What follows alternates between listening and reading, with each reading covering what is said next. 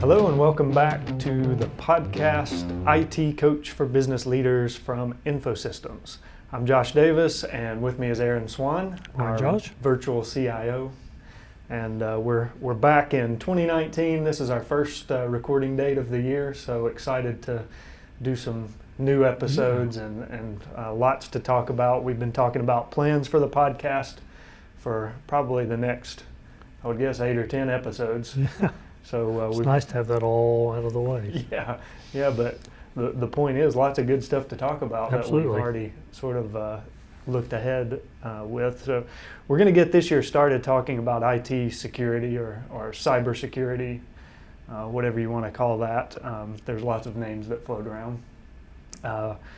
One of the things that we've been focusing on, and this comes from the fact that in the industry, it's probably the biggest potential threat to a company's security, end user security awareness. Right. And so we've been engaged, I know you've been engaged in a lot of InfoSystems customers, helping train end users on security awareness, and what to look for. And because the human element is really the greatest threat. So it absolutely is. Let's talk through that a little bit.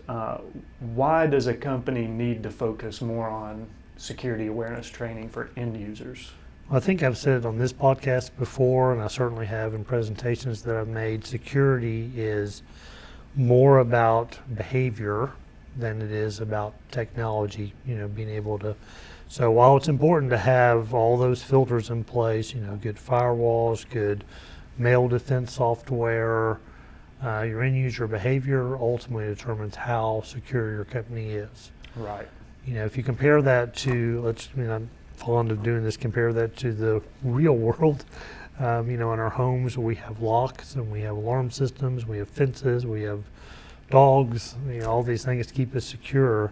But ultimately, it's still on the homeowner to make sure those things are used correctly. Right. We have to actually lock the door. We have to actually set the alarm. And to use a comparison, if at my home, if someone comes posing at the door as a good guy, as the FedEx guy, and he's not, and I let him in, well, all those defenses I have in place did me no good. I think the same thing happens in IT. The bad guys are out there posing as something that they aren't in order to get end users to click on links, open attachments, all sorts of things that will bring harm to their network. And so, we've got to find a way to turn our end users into a human firewall. That they can actually make good decisions and keep the bad guys out. I just kind of was thinking of a real world example where this thought process might translate across. And last year in my neighborhood where I live, there was a round of car break-ins. Well, after the police were called and came and went to all the different houses in the neighborhood that were victimized with car break-ins, there was one common theme amongst every one of them, and that was the doors of their car were left unlocked overnight. Right. And so, what that makes you realize is if you leave your door unlocked and somebody gets easy access into your car and finds some valuables, then what do you think they're going to do? They're going to go to the next house and check again and again and again. And right. So not only are you putting yourself at risk by unlocking your doors, you're also putting your neighbors at risk. That was a big deal for our neighborhood, and the police were very nice to help train residents of our neighborhood in the fact that you need to use the security tools that you have, door locks and alarms, et cetera, et cetera. So, great point about the human element and using the tools in the right way. So, what are some of the things that you've been able to accomplish in some of the customer environments that you've been working in? I know we're going to talk about some specific tools that we can use and some of the ways that those tools are used, but do you see in the customers that you've been working in, good response to end user training? Absolutely. We had customers coming to us begging for this, and they have been for years, and we've done different things over the years. We've done everything from referring them to other companies. I myself have gone in to companies and done training sessions, stuff a bunch of users in a room for a lunch and learn something, and there are some effective to that. As you mentioned, we have some other tools now that I think are more effective. Not only do a better job, but also give you a way of measuring, give us real live metrics. And so we now we're able to give real live metrics on just how prone an end user base is to, for example, phishing attacks. We can actually measure that, and we can actually give you a realistic look of what users you have, who are your most prone to be security risks, so that you can give them even more attention when it comes to training. Yeah, so I think for a business owner, one of the things they really need to come to terms with is look at, and not just the owner, but all the key stakeholders and people who could be affected from security breaches. I mean, really, when you get down to it, everybody's livelihood at a company is vulnerable when you're talking IT security breaches. But the key leaders really need to look across their company and think about on an individual basis, how confident are they that their employees would be able to recognize a potential attack. I think the thing to keep in mind is that's not intuitive. It used to be. The attacks were pretty glaring. You could recognize them.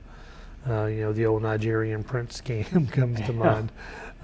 Nowadays, the bad guys are getting really good at disguising, and posing as legitimate people. Sometimes within the company, they've done the research. They know who the CEO is. They know who the CFO is, and they do very targeted communication. Or they spoof, very well-known companies like Amazon, like Apple, FedEx, Amazon, all of these to make it look like that attack's coming from a legitimate source when in fact it's not. Yeah, and we've talked in previous episodes about a lot of the types of attacks that are out there, but it seems like some of the biggest threats are either through email, through compromised websites or social media, or through physical means, like USB sticks and things like that. So can you recap just a little bit about what are some of these types of attacks? Sure, and I agree with you. I think the most severe attack the businesses are facing right now are the ones that are coming through email. These, we categorize them into two classifications. One's phishing, PHI. It's just the idea of sending out broad attacks, casting a wide net, trying to get users to click on links, give up information. Sometimes a link may pose as your password's been breached. We need you to click here to verify your password, and so they're collecting usernames and passwords. It may be a link that's designed to download malware into your computer. It may be a file attachment that unleashes ransomware on your computer and goes out and encrypts all your data in exchange for money to release that. Other attacks, you mentioned USB sticks. A common one is to take those USB sticks, just leave it laying in the parking lot. It's infected with malware. The user plugs it into their computer, and before they know it, they've unleashed bad stuff on their computer. Even voicemail is not safe, even phone technology. The guys are getting very good about calling in, leaving very cleverly worded messages that induce people to do things that they shouldn't. Right. So there's all manners of attacks. And in the case of spear phishing, sometimes they're very targeted. They've done the research, they know who to reach out to, what to say, and just how to push those key buttons to get and elicit a certain behavior. You know, and one of the things to keep in mind is a lot of these attacks are pretty psychologically smart. Like they're formulated to appeal to the human vulnerabilities of things like curiosity or fear or things like that. You know, you mentioned the spear phishing. There could be attacks where an email comes across where the attacker is impersonating an executive at the company and saying, hey, I'm out of town on business travel. Right. There's this issue that needs to be addressed. Please send, payment to this person immediately. Things like that where fear comes into play because the person who received that message might be fearful that their job is at stake. Absolutely. Or if you find a USB stick in the parking lot, it's that human curiosity. What's on that? I wonder, if there's anything interesting on there. And so somebody plugs it into their computer just to see. And greed certainly plays into it. One of the favorite venues, whether it be on a web site, click this, or whether in an email, free stuff. Oh yeah. Free pizza, free $25 gift card, forward this to all your friends.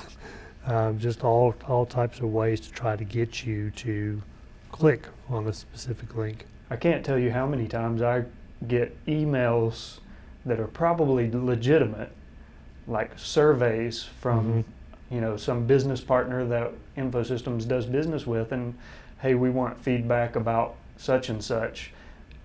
Complete the attached survey and receive a $5 Starbucks gift card, or those incentives. But honestly, I normally don't do any surveys unless I've contacted the company and verified that they sent the yes, we've got this survey going on, you should have received the email.